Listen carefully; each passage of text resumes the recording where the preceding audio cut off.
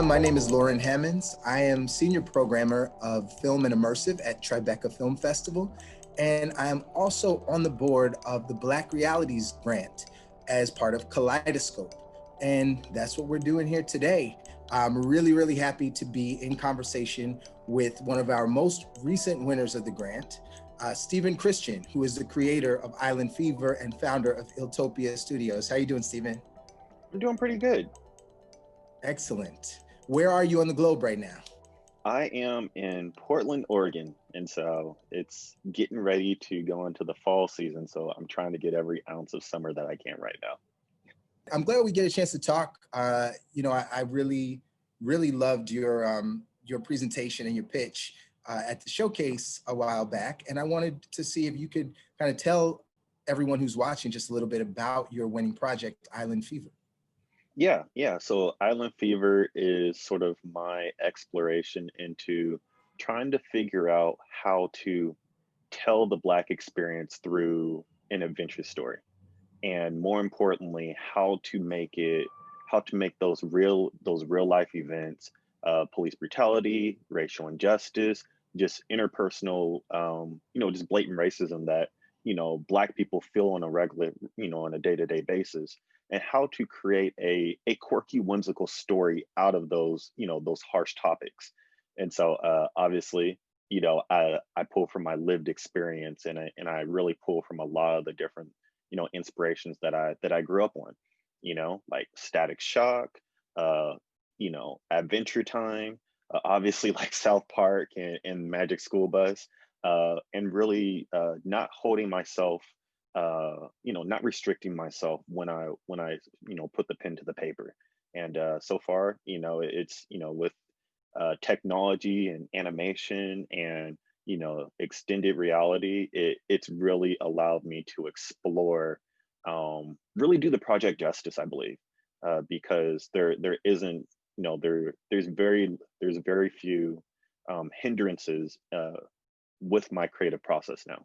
Yeah, that's awesome. I mean, I know that you've done quite a bit of work in the more traditional medium of illustration and 2D illustration, and specifically comic books, graphic novels. So what was it about this particular story that caused you to want to explore using immersive technologies to tell it?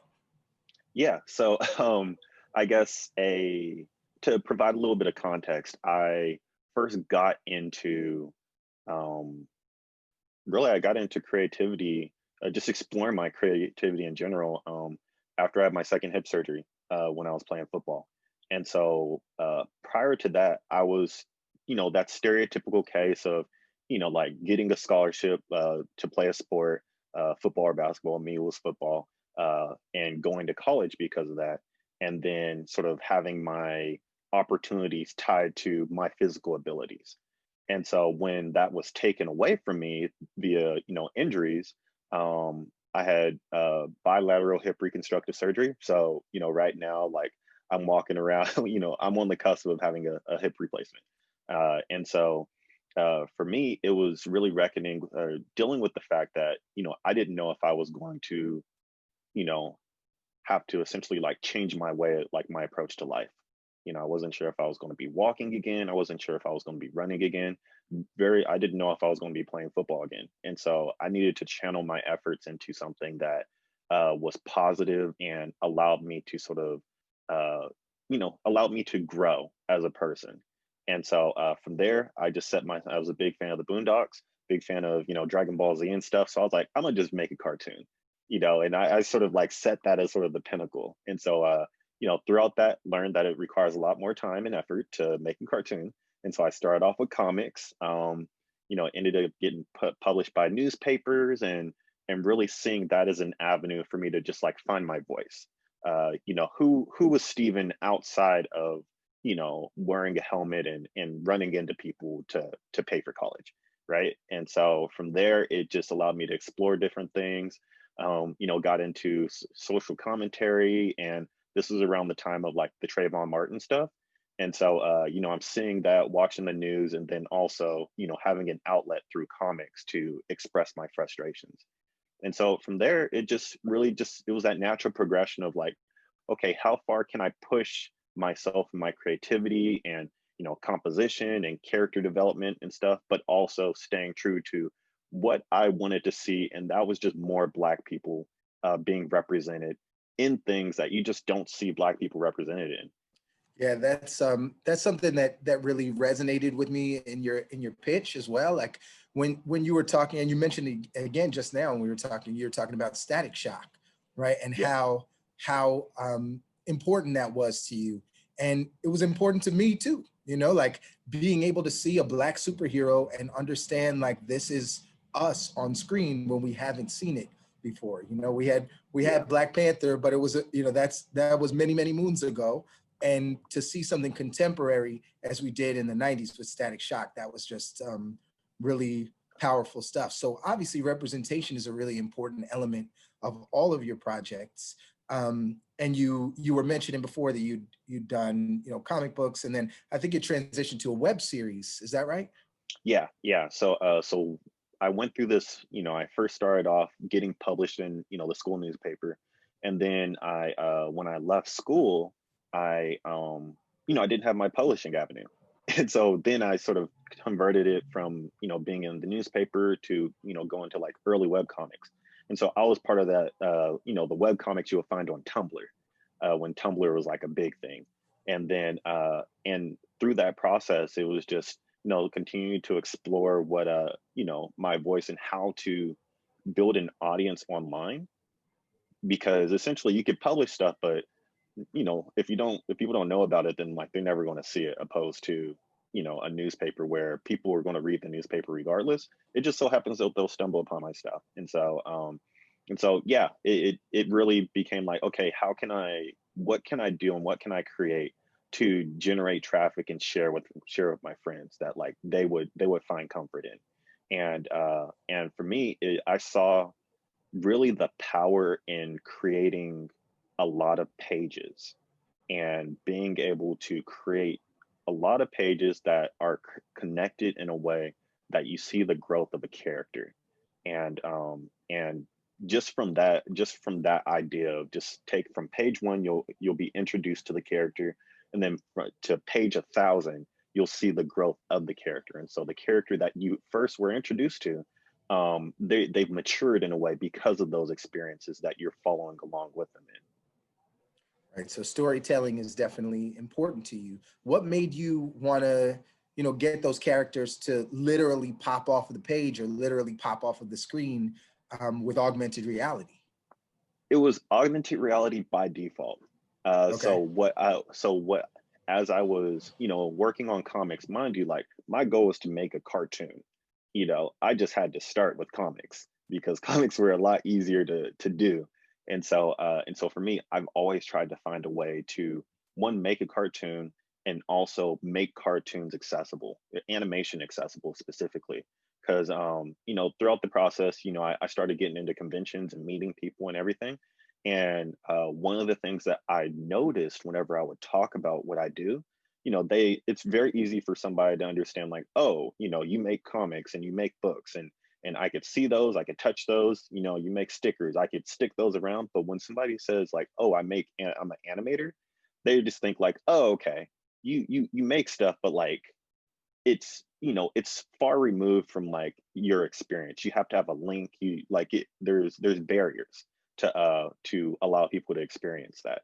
And so I remember seeing the the Breakfast Club interview with with uh was it Will I Am and the Masters of the Sun. And so I saw that project and I was like, oh snap, like animation, all Yeah. these different things with technology. And so I was like, okay, this may be an avenue that I can explore.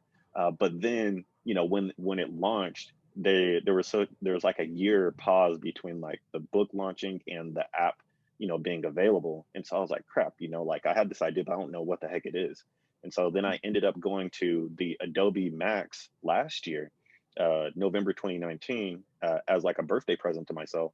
And it just so happened that like AR was like their big thing, and so they were doing like image tracking, all those things for their new product, Adobe Aero.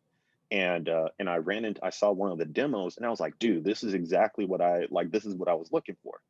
being able to through augmented reality, I could add animation to my books so that I'm able to literally have people watch it as if, I had a cartoon on TV, but it's still personal to where they could use their phone and they could create this experience. I can control that.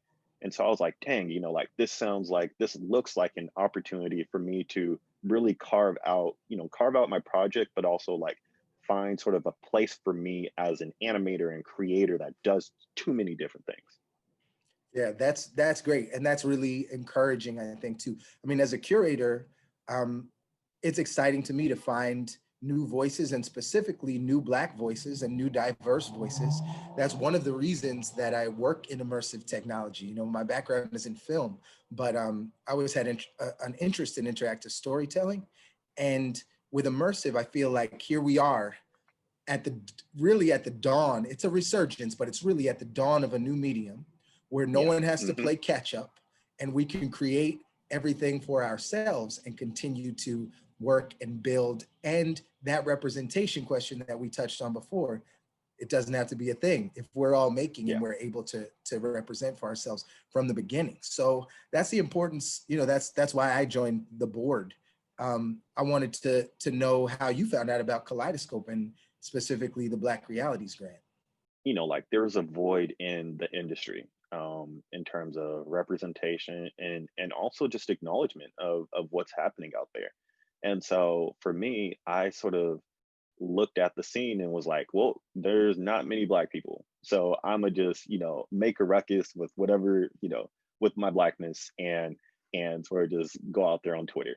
And around that time, as like people started to respond to my stuff, and I started to share what I'm doing as a Black creator during this crazy time, the Black Realities Grant sort of just popped up and on my timeline, and somebody that I like met on Twitter like forwarded to me and told me to like apply to it. And quite frankly, like with Eyelnd Fever, I literally would question with every like chapter or page that I would finish whether this is something that people would whether this is something that non-Black people would appreciate.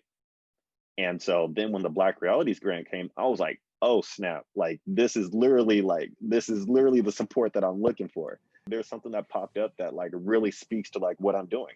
And there's support out there. And so I was like, oh snap, this is great.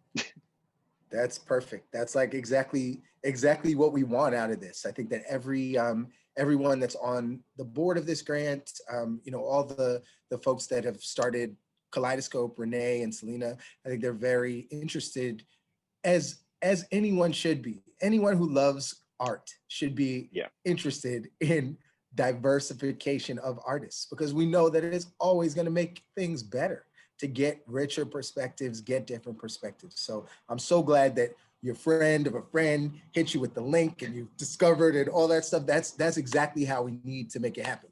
Now, I know we only have a couple minutes left, but what are your plans with the grant that you received? This is just, allowing me to continue with better support. It's not just me working on the project now. It's I actually have collaborators and people that can help me. And so yep, definitely just working with collaborators to continue the work that I'm doing already. And also during the grant, I was exploring this opportunity to uh, sort of enhance the reading experience through augmented reality and through hardware. I've also found support to sort of continue that work doing that with the like a AR, like a cardboard headset for specifically for AR, so that you can use both of your hands with an AR with a mobile AR app, So which just wearable. isn't Yeah, really a yeah. yeah, And so cool. that's one thing that I'm like really pleased and proud to continue and add to the project because of the grant. Awesome. And then last thing is plug time. Where can the viewers experience your work, including Eyelnd Fever? Because I know there's a demo out there now too. Yeah. Yep. So you could go to iltopia.com and you'll find the demo. You'll find stickers and books and stuff like that at Iltopia on all the social channels. And then my personal channel is Stuck on an Island. And so it's like STUCKONAN, but the island is EYELAND. Stuck on an Island, Iltopia, look it up, check it out. I encourage people to tap in with me and just let me know how they like my work. That's awesome, man. It's been great talking to you. Good luck with everything. I'm sure that I will see some more work from you, some more, really, really fun and adventurous and representative and just fantastic work. And I'm looking forward to it. So keep it up and yeah, keep us posted on everything. All right. Oh yeah, for sure. Thanks for the opportunity and again for the support. And it just, if you were to tell me last year, like, oh yeah, you would meet a whole bunch of Black people that are trying to like, support AR work and stuff. And yeah, I would have been like, where? And so it's pretty We're surreal to sort of, here. We're out here. yeah, yeah. And so it's Yeah. pretty surreal to sort of like see that become a reality. And I hope to be able to impact others with my work and continue with all with the legacy now. That's great. I'm sure you will. All right. You take it easy. Keep Portland safe for us. I'm going to try and do the Yes, same thing for NYC. yes, very much so, very much so.